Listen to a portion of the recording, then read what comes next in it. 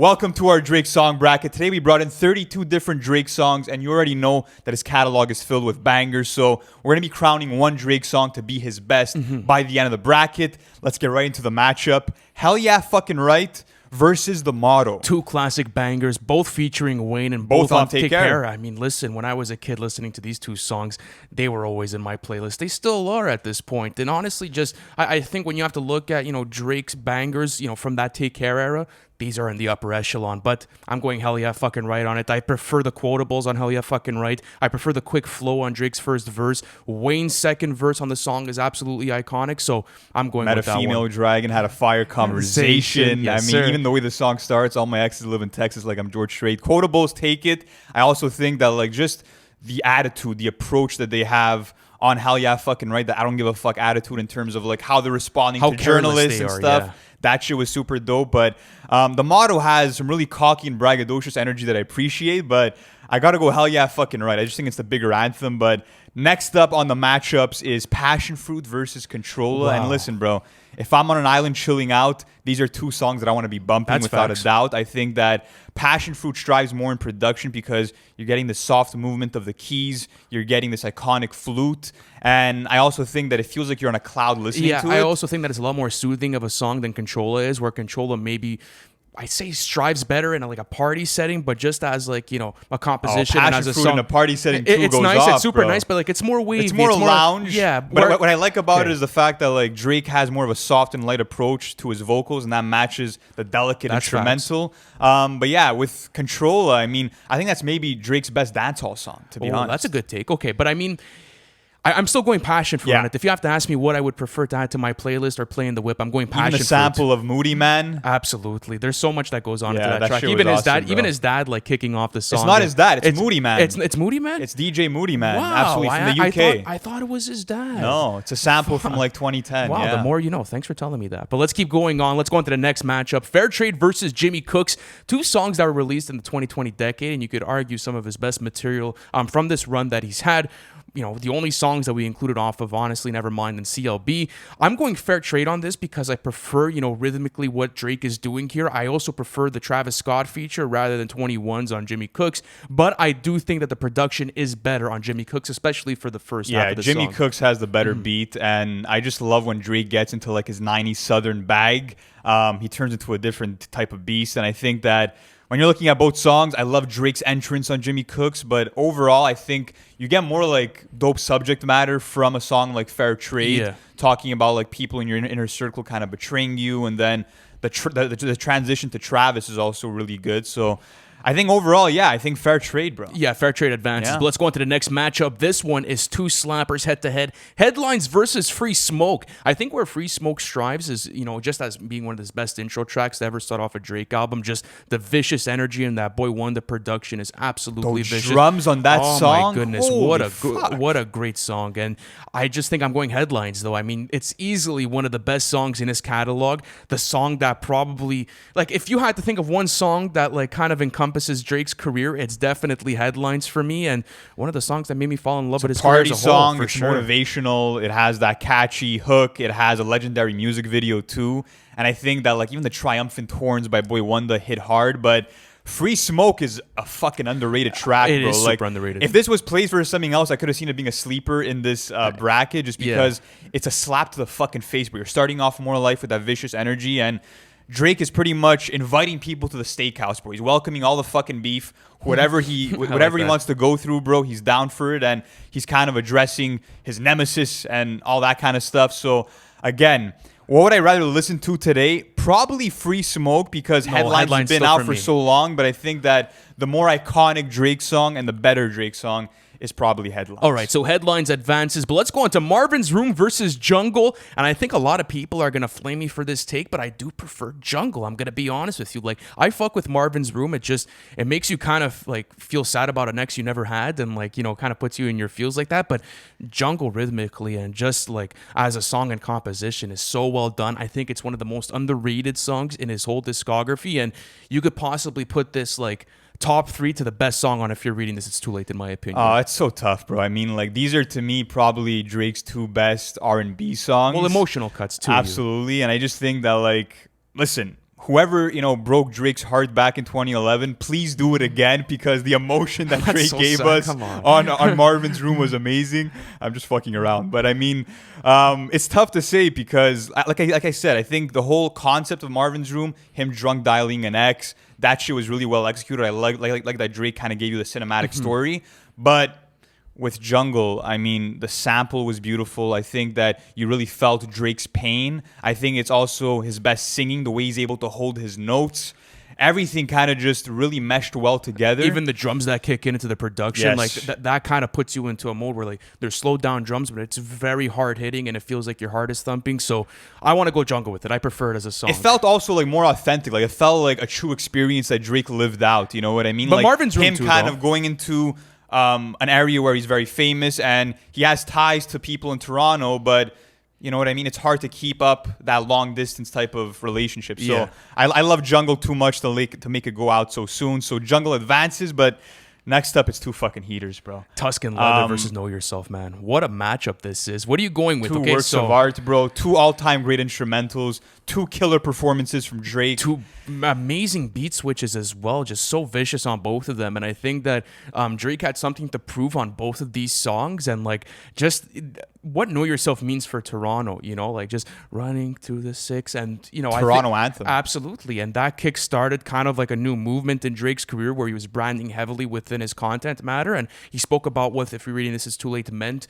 to views in relation to that transition. But I'm still going Tuscan Leather, one of his best songs, if not his Tuscan best. Leather is the epitome of like catching Drake on his best day. You know what I mean? Absolutely. Like this is a 6-minute intro with no fucking hook, and he literally just morphs into a lyrical assassin on this song. For sure. The quotables are there as well. And I mean, even what 40 did with that Whitney Houston sample, flipping it 3 different ways, then Boy One does drums in the second half of that song.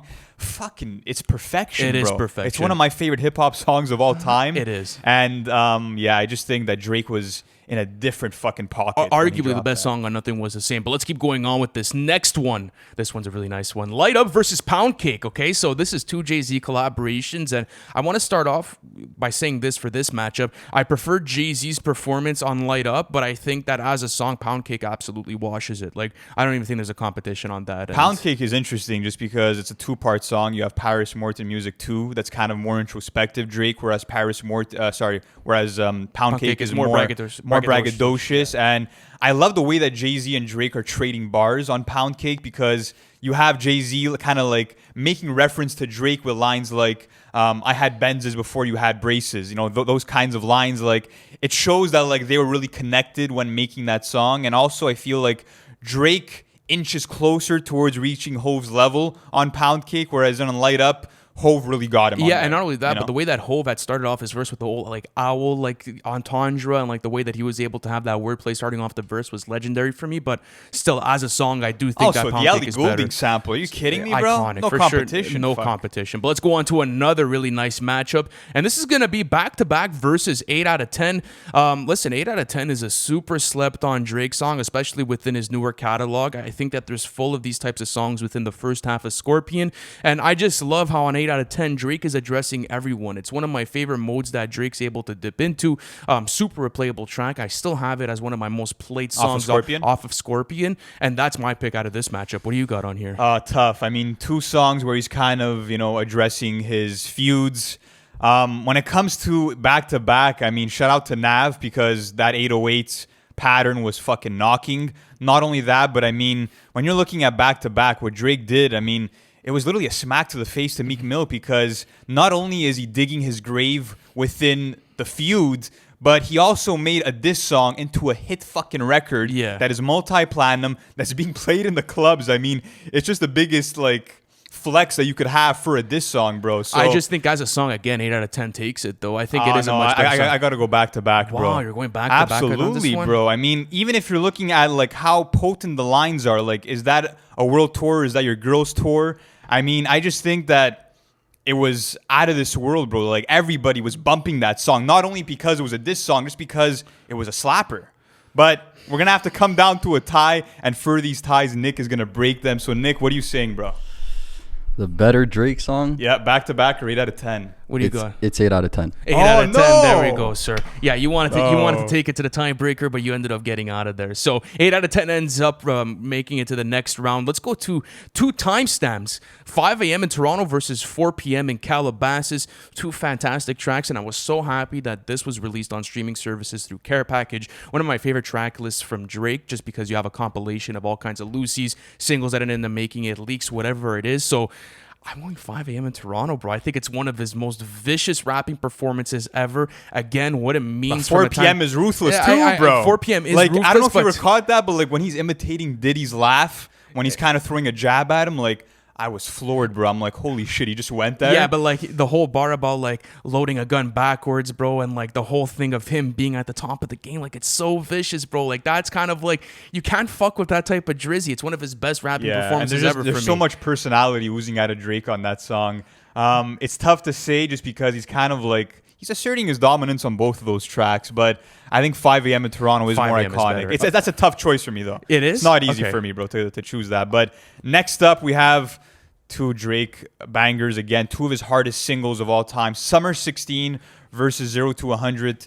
The catch-up, and this is going to be tragic to me because I love both of these songs, but I just think that when you're looking at the vicious energy that Drake brought on to Summer 16, even him kind of throwing a subtle shot at Obama was pretty crazy, like him talking about, like, my verses are just like the whips that you ride in, they're bulletproof. That should hit hard. Not only that, the Tory Lanez this, and the way that the bass kicks in as soon as he drops that line about like how all the new boys in Toronto want to be him a little. That shit was crazy too. And he literally raps, how do you let me run it down here when I'm not even from around here? Crazy. Him talking about like being in an American market in hip hop and being the biggest in there when he's from Canada, like that's a huge not only fucking that, but like flex. telling Tory Lanez like we gave you the whole money play, but you're still fucking broke and you can't do anything about it. And which he's not broke. No. But it was just like it was such like a well done diss, and then the whole thing about him having a bigger pool than and then DJ Khaled coming at the end and saying like they don't want us to have a bigger pool than Kanye. It's such a great song, but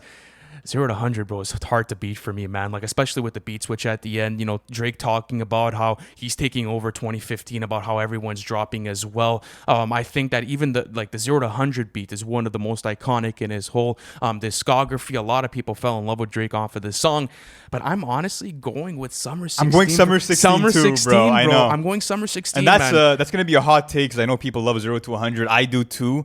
I just think that like I would have rather have had that song extended because I like the catch-up, but because it's like a 2-part song, but I prefer 0 to 100, so I feel like the second half knocks it down just a little bit. Like Summer 16 I'm still a big fan of the catch-up, though. It just hits harder for me, bro. All right, let's go on to the next one. 2 mega hits in Drake's catalog, arguably some of his most popular songs ever released.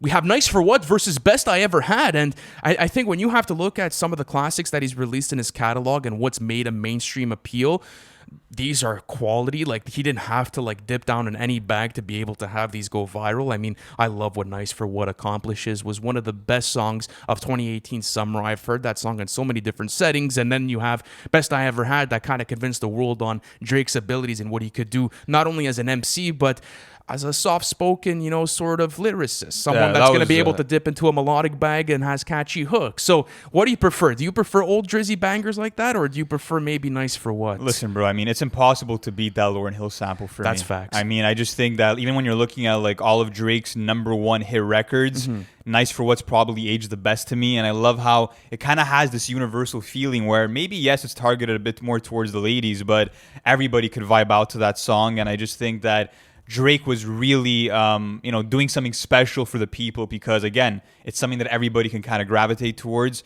Best I Ever Had is cool. It gives you that iconic old Drizzy feel, but I just don't think that it's aged as well as Nice for What for me. Yeah, absolutely. But let's keep going on with this. Let's go on to Lord Knows versus OMERTA. Super underrated tracks within his catalog, and OMERTA might be one of the most underrated. And we wanted to try and include Diplomatic Immunity in here, but we ended up going with OMERTA. So I want to go OMERTA on this one, bro. I think it's easily one of the most vicious songs in his whole catalog. The precision to pen, bro, is different on this type of thing. But I think where Lord Knows gets it is the triumphant feeling behind Lord Knows. The only thing, Blaze beat, yeah. Absolutely, but the Rick Ross feature is a bit iffy. That's my only thing with the song as a whole. How about you? It's tough to say because that Just Blaze beat, I think, is better than the beat on OMERTA. Not by much, though. I just love Even that choir sample, it feels like something that you would hear off of the Blueprint. And I also love how like Drake's kind of rapping about how he doesn't have that much free time anymore, going into how he's still connected to people from his borough and that kind of stuff. So I think that like subject matter wise, maybe you could argue that Lord Knows is the better song. But Omerta, I think, is really proof that Drake as a wordsmith has only evolved and gotten better throughout the years. And I also think that it's one of his best ever lyrical performances.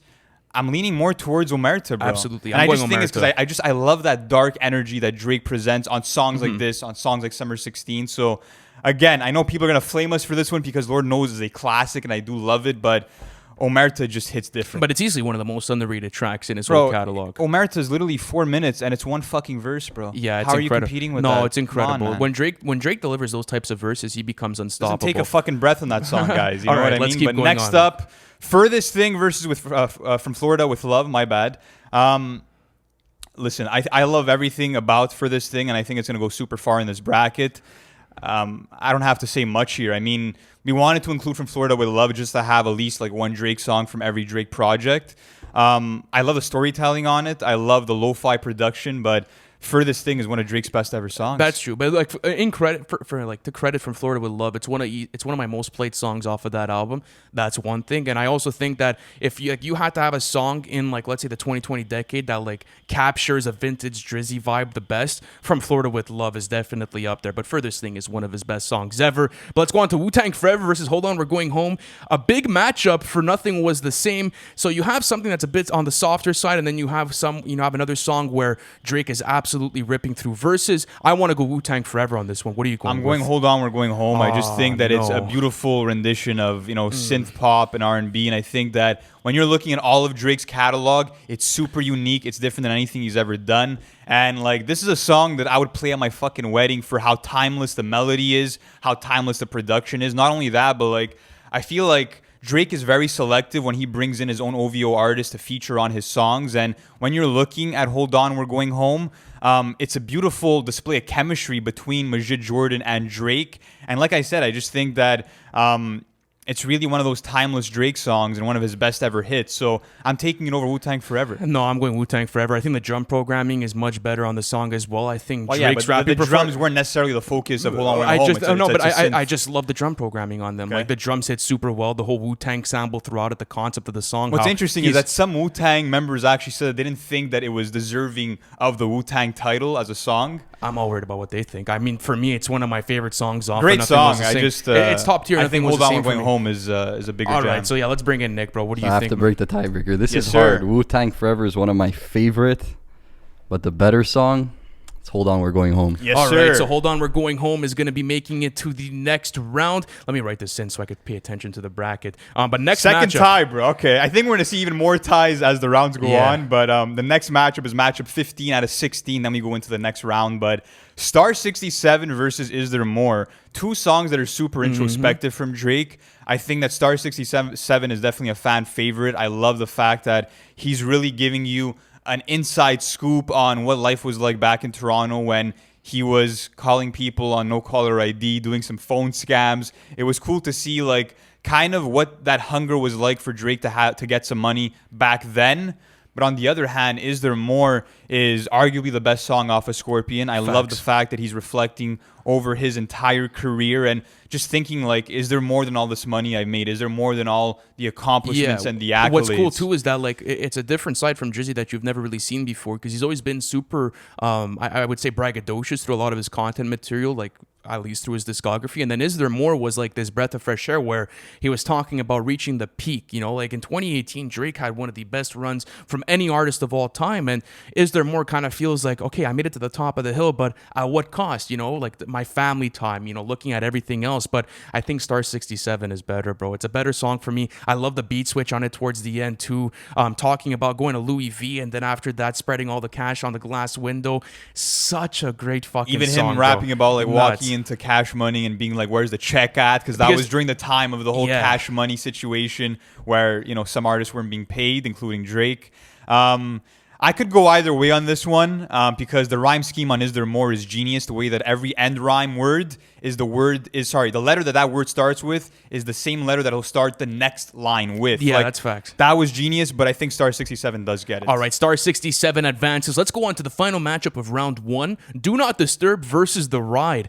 Man, this is going to be hard for me. You have arguably like the best like time codes, song. Timestamp song? Timestamp song. Yeah, you think you go above 5 a.m. if they meet in the bracket? It's a very hard competition because this is arguably the best song on More Life for me. It's a perfect outro for the album as well. It's Drake talking about everything he's accomplished again and just being like, I can't bother with any of you guys anymore. Like I'm in my own zone, in my own lane. And I love that type of energy from Drake again. But when it comes to The Ride, the 3 different perspectives and the 3 different verses that he's attacking, it's arguably the best collaboration with The Weeknd that he has. I think it perfectly over Crew Love. I'm going. Crew Love is a better collab than The Ride. No, The Ride is better. The rapping performances from Drake are better on The Ride. I prefer the hooks from The Weeknd on this, and I prefer the instrumental as well. The instrumental is cool because you have like The Weeknd kind of harmonizing all throughout it, but Do Not Disturb gets the W for me on this song. I want to go with like The Ride. Like you said, on it's one. arguably his best timestamp, and I mean him just kind of reflecting on like what he's done, like 7 a.m. in Germany, can't believe they've heard of me. Like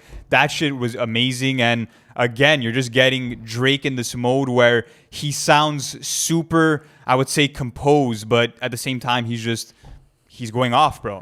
So yeah, Nick, what are you saying? What are you saying, bro? Another tiebreaker. Another one.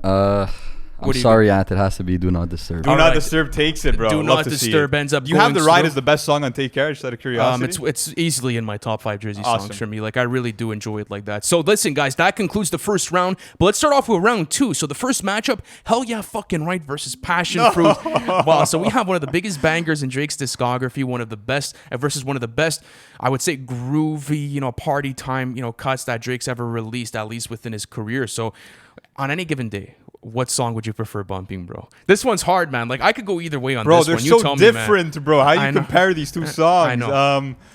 Oh man, you know what's interesting about Passion Fruit though is that like I've spoken to people that don't really like Drake's music that much, and they've told me that this song is undeniable to them. Like they adore this song. I know, but you're talking about like the biggest like and best Wayne collab that there is out there with Drake. Like this is for sure their magnum opus as far as collaborations go. The rapping is undeniable on this song. It's iconic too, bro. I think Passion Fruit's bouncing, bro. I'm going Hell Yeah Fucking Right on this one. What do you got? Fuck, bro. Yeah, I'm gonna take Hell Yeah Fucking Right. Okay, that passes on to the next one. Next matchup: Fair Trade versus Headlines. This is not a competition. It's Headlines, guys. Fair Trade, come on. Fair Trade is just like I guess that's the nature. I think that like even if we're like harping back to like what that matchup was, no matter what would have advanced, Headlines or Free Smoke, those were wiping anything off of Certified Lover Boy. You're honestly never mind for me, to be honest. So Headline does advance in that one, but next up we have Jungle versus Tuscan. Wow, nah, bro. Yeah, I know you're gonna get very like, these probably would have been like in my top 5 Drake songs. Really, you would put that in your top 5 Drake? Yeah, to me, Jungle is the best showcase of Drake the singer. When you're looking at like what he's done on Take Care and even Thank Me Later in comparison to how much he improved as a singer on Jungle, it's fucking beautiful to witness. But yeah, Tuscan Leather, I think, has to take it, right? No doubt. It's a better song. And not only that, but like, as you said, it's a fucking 6-minute intro of pure bliss. And just having your song called Tuscan Leather, a Tom Ford cologne, is a different type of flex. So Tuscan Leather ends up making it. Pound Cake versus 8 out of 10. Another situation where I don't even think 8 out of 10's in the same conversation. Pound Cake is one of the most vicious, I wouldn't say vicious, but most iconic cuts within his whole discography. So that's going to have to bounce. Again, the quotables, bro. Jay-Z rapping about making more millionaires than the Lotto did. Then you have Drake flexing on like his high school classmates, telling them he's gonna make them run through security checks for some reunions. That shit was fire too. And yeah, I just think that like 8 out of 10 is cool, but this is easy for me because I would have wanted to see back-to-back advance over it. So either way, Pound Cake is just another one of those goated collab songs. Listen to the matchup we have to decide next round. Pound Cake versus Tuscan Leather. That's going to be a very big conversation. Shit, I can't wait to have that one. But let's keep going on with this. 5 a.m. in Toronto versus Summer 16. Shit, bro, this is tough. I'm such a big fan of Summer 16. I think, like Star 67, it's one of the most underrated songs in his catalog. I remember being at that age and just listening to, that song before Views had a full rollout. Then I was like, this is going to be a different type of year for Drizzy. Did you hear that song live, by the way, at the concert? Summer 16. Did you get to hear it at the I concert don't know. live? Did he perform it? He did perform He it, did of course. perform it? Yeah. It was the Summer 16 tour, so he Yeah, It's true. definitely- Yeah, he had to perform it. And it's just crazy that like that song didn't make views, and yet it's probably my favorite song from the views track list because it's kind of part of that era. I'm choosing Summer 16, bro. I have to. You're going Summer 16. I'm I'm going Summer 5 16 a.m. or in 5 a.m. Toronto, bro. I'm going 5 Yeah, a.m. in I'm Toronto. sure Nick is gonna give it the 5 a.m., but I just Summer 16 is a 5 top 10 a.m. Drake for me. song. What do you got, probably. Nick? It has to be 5 a.m. in Okay, Toronto. fair Yeah. enough. Fair enough. All right, 5 a.m. in Toronto ends up. What an interesting bracket here. We have some crazy matchups developing, but okay, let's keep going on with Nice this. for What versus Omerta. Okay, so what do you prefer? Would you prefer a Drizzy hit on any given day, or would you prefer like a 4-minute onslaught from Drake? What are you going with? I think it depends the Drake fan. I feel like, Nice for What could be played in more settings. I feel like if you're like playing it, especially with a crowd, Nice for What's gonna go off the harder. Lauryn Hill but sample trumps the production. I just on think it. that Drake's performance itself is stronger though on Omerta. Yeah, and I think there's more replay value within Omerta. I've played it a lot more. It's made a lot more on my personal playlists. And even how iconic that song was for the Toronto Raptors run that had happened back in 2019 was massive. So Omerta... Bro, look at the fucking matchups in this next round. Hell yeah, fucking right versus Headlines. Tuscan Leather versus Pound Cake. 5 a.m. in Toronto versus Omerta. Nick, you're probably going to have to pop in a couple no of these. fucking doubt, bro. All right, let's keep going. Let's keep it going on. Now we're at Furthest Thing versus Hold On, We're Going Home. What are you saying here? Bro, listen, I didn't have Hold On, We're Going Home going past the first round, and I know Furthest Thing's your favorite song off of here, so you get to choose, Furthest bro. Thing to me is just the epitome of Drake executing an amazing concept record because it's all about duality, the way that the first half of the song, the production feels like it's nighttime. Then the second half, you have J1 giving you more of the summertime feeling. Not only that, but there's also a duality in terms of Drake's rapping and singing throughout the song. Then there's the fucking duality of Drake wanting to dedicate his time towards his work, but also towards his woman. So the song concept is fucking genius. It always amazes me, and the hook is also better to me. Actually, no, it's not a better hook than Hold On, We're Going Home. Don't say that. But as a song, I think that... Yeah, as I said, Furthest man, Thing Hold is On, We're better. Going Home would have gotten Trump for me on the last one, but Furthest Thing is definitely no making fucking this doubt. next round. Star 67 versus Do Not Disturb. Star 6, the most underrated Drake track probably in his catalog versus Do Not Disturb, which is probably the best outro and one of the best timestamps in his catalog. So, again, I'm split on this one. I could go either way, so I'll let you and Nick decide this. Where do you guys want to go with this? It's interesting because I feel like Star 67, like as a song, has more layers because you're getting like multiple perspectives from Drake from different time periods in his life. But Do Not Disturb, I just think that again, performance-wise, rapping-wise, it gets it. I'm going Do Not Disturb. I think I'll go Do Not Disturb Yeah? with you as well. I'm not even going to argue that. Okay, so this is going to be a very difficult We're at round. what, This- the final 8 now? I believe so. Yeah, we're we're at the final eight, So guys, okay, quarters. So listen, okay, 4 more matchups. Let's start off with the first one, bro. Hell yeah, fucking right versus Headlines. This is gonna be hard, bro. This is really gonna be hard for me. Where do you want to go with this? Like, could you even like say one is better than the other? Like, where do you think Let's each break of it these down. strive, I mean, you know? like in terms of the hook, I love the Headlines hook, like the whole they know. It's easy to follow along to. But Hell Yeah Fucking Right has just a better hook to me. I think that it's more engaging. It's more original as a hook too. I feel like though that like Headlines is probably more iconic of a song though as a whole. Like speaks to a lot more Drizzy fans. I don't care what's more performance. iconic, bro. I mean, Okay. to me, it's just the best display probably of Drake and Wayne's chemistry. So I'm going Hell Yeah Fucking Right again. All right, let's go. Yeah, okay. Hell yeah, fucking right moves on. That was a tough one. But let's go Tuscan Leather versus Pound Cake. I want to go Pound Cake on this one, bro. I really want to go Pound Cake with this one. I'm being Bro, honest with you, man. I'm being honest. On Tuscan Leather, Drake literally raps, I could go an hour on this beat, and I wish he fucking did, bro. That's how captivated I was by every single bar. And again, bro, I just think that, again, I love the collaboration from H.O.W.G.H and Drake. It's their best, but in terms of Drake's best intro, in terms of Drake's maybe best ever rapping performance, it might be Tuscan Leather. But I also think that Pound Cake is Drake's ever victory lap, bro. Being able to talk about, being signed to Wayne, bro, and how, like, that backstory when you get to Paris Morton, the second part about him, meeting Wayne in a room and, like, having beats that he shouldn't have had. But like, that whole story. Tuscan Leather's a victory Yeah. lap, too. He's literally saying, The like, whole- this song is not a radio song, but it's going to get that airplay But anyways. nothing was the same as a whole fucking victory lap. I I know. just, like, for me, Pound Cake has that iconic The feel to it. production's better on Tuscan Leather, though. We could agree on that. No, I think Pound Cake has the better The production on it. Whitney Houston flips. Are you not out of your only- mind? Bro, the Ellie Goulding sample at the beginning. Hey, And Nick, come in, bro. Come in, bro. You guys are putting the pressure on me. This one is so hard. bro, I'm going Pound Cake on this. This is a one. pivotal one, bro. This is What a are you pivotal going one. Wow. Does Tuscan Leather leave or stay? Sheesh. Pound Cake is a better song, Bro, Tuscan Leather could low-key win this whole bracket. Pound Cake is a better song. Easily one of his No. biggest. Tuscan Leather wins. Yes, sir. Let's go. Fuck, bro. That's Let's what, fucking go, bro. Sheesh. Okay, but I'm not mad at that. Tuscan Leather is definitely one of his best. So that's another matchup. Hell yeah, fucking right versus Tuscan Leather. 5 a.m. in Toronto versus Omerta. This is another hard matchup because which Drake performance is better, bro? I don't even know. You have Omerta, which is a bit more meditative, where he's a lot more concentrated on certain rhyme patterns, and he's a lot more meditative within it. Like I feel like he's a lot more focused. Whereas if 5 a.m. in Toronto, it's just fuck you, fuck you, fuck you. I'm the best there is, and that type of energy is always deserving from Drake. Another matchup where I could go either way on this I one. can I'm go being honest either with you. way. Again, though, I just think that what Drake did on 5 a.m. in Toronto was pretty fucking lethal. I mean, like you said, bro, it's just him saying that nobody could fuck with him and that, like, you know, lines about him being the first rapper to have the most number ones. How long did it really take him? The line that you mentioned about the guns pointing backwards, like, that whole thing was genius. And again, I just think in terms of, like, energy and what Drake provides, I think I got to go 5 a.m. in Toronto. You know what? You're right. I'm going 5 a.m. in Toronto. But let's close off this round with another huge one. Furthest Thing versus Do Not Disturb. I think a lot of people would go Do Not Disturb just because it's their favorite song off of More Life. It's one of the best time codes to ever be created. And the next matchup would be interesting. Do Not Disturb versus 5 a.m. But Furthest Thing is a much better song, in my opinion. I would listen to it any day over it. How about you? Furthest thing without a fucking doubt. Bro. All right. So, guys, listen. Let me do these matchups real quick. What do we have right here? Okay? We're in the final four, bro. This is gonna gonna get crazy. tough. So we have Okay. Hell Yeah Fucking Right versus Tuscan Leather. And then we have Okay. 5 a.m. in Toronto versus Furthest Thing.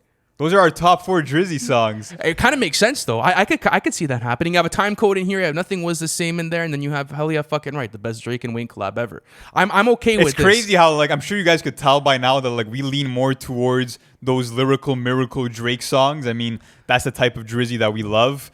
Sheesh. Hell Yeah Fucking Right versus Tuscan Leather, eh? It's Tuscan Leather to me. It is Tuscan Leather. You see, that's where I'm gonna have to put in Tuscan Leather. It sucks though because So Pound Cake would have won the bracket for you. I'm just curious, yeah, bro. Pound Cake would have been up Yeah? there. Pound Cake would have been up It would there. have won my number 1. Bro, I get Okay. emotional when I listen to this song, man. Like, it gives me so much inspiration. Like, it's low-key one of the biggest reasons why, like, I do what I do, and, like, the reason why I fuck with Drizzy so much. I think I have it as my favorite ever, like, Drake song, to be honest with you, but Tuscan Leather is right there with me. I could go either way with it, and I'm happy that Tuscan Leather has made it this far within the bracket. So, okay, no debate. Tuscan Leather, rest in peace to Hell Yeah Fucking Right, one of the best collaborations, if not the best, between Drake and Wayne. Now, the But question is, are we going to have a Nothing Was the Same finale? Because we have Furthest Thing going up against 5 a.m. in Toronto. I guess it kind of leans towards, what do you prefer out of Drake songs? Do you Yeah. prefer like like lyrical exercise and just him ripping through verses, or do you prefer song concepts from Drake? And I'm going to be honest with you. I think I bump 5 a.m. a lot more, but I think as a song, Furthest Thing accomplishes a lot more, and it's easily one of the best in his whole discography, to be Bro, honest I'm with you. telling you, once that choir section kicks in towards the end, Drake is literally rapping like, this is the shit that I want to hear at my funeral. Like, that's how strongly he feels about the sounds that he's hearing. And I just think that it's also a crazy song because Drake the whole time is seamlessly going from rapping to singing. Like, just all-time great performance from him. So I think we have a Nothing Was the Same finale, bro. All right, man. Tuscan Leather versus Furthest Thing. This is a very hard debate because you have arguably the 2 best songs in his whole catalog. You have a song like Tuscan Leather that was... Cool. Fun fact. Sorry, before I Yeah, forget, go for bro. it. Tuscan Leather is the first song off of Nothing Was the Same. Furthest Thing is the second song off of Nothing Was the Same. What a So way to start off your it's pretty album. crazy. So, Yeah. okay, full bias, just in your opinion, like not even looking at the songs, like what song do you prefer to bump on any given day? Like, what would make your playlist out of both of these tracks? Honestly, like, I'm happy that it kind of fell this way because they're both in my top 3 Drake songs of all time. I think that, fuck, bro. In terms of performance, it's tough to say because you're getting Drake's best ever bars and showmanship as an MC. Like, I think that when people talk about Drake as the MC, they're always going to harp back to Tuscan That's Leather. facts. But when you're talking about Furthest Thing, he's giving you the best of both worlds. He's giving you the singing and the rapping, and even the fact that there's a conflict in the song about him not wanting to fully commit to the lifestyle that he has, where he has to take away time from family and women. But then there's a resolution to the song where he's like, you know what? This is the life for me. I was born for But this. the only thing with Tuscan you know? Leather, though, is that there's kind of like an underlying message, because on Take Care, there was a lot of criticism that Drake was only like an R&B artist and he couldn't rap like that and shit like that. And then what Tuscan Leather proves was, listen, I'm going to come through and I'm going to give you one of the best lyrical displays of the year on the intro of my album. And I think that's what it means to his career, is that I could stick with the best of MCs and I could create a song better than your favorite MC if I wanted to. And even I think it's one of the most iconic beat switches within any Drake song as well. I think when you're looking at Tuscan Leather, if you had to ask someone, what do you think Drake's best lyrical performance is, they're going to say Tuscan Leather. I want to go Tuscan Leather on this one. I'm being honest Bro, with you, when Certified Lover Boy was about to come out, what do we say? We want to hear more fucking Tuscan Leathers. Like, it's that song that always sticks with you when it comes to Drake, and it will win our bracket for the best Drake song. And this was fun, bro. I mean, it was cool to see sleeper picks like OMERTA make it as far as they did. It was cool to see that like a lot of our final picks were more lyrical Drake tracks. It was also one of my favorite matchups too was Jungle versus Marvin's Room. Yes. You know, that was nice to see that making it so far. Got knocked out in the second round, but it's such a fun time doing these brackets, because I even want to see your takes, guys, in the comment section. Let us know, where do we fuck up, where do we get it right, and what would be your winner in this bracket. And honestly, guys, thank you so much for the support. We're gonna be hitting 100,000 real soon, so much love from the whole NFR team. The way you guys support us is beautiful. Lou, this was awesome, man. We're gonna be doing more of these, and if you guys have any other recommendations, drop them in the comment section. Thank you so much for watching this video, and we'll catch you in the next one.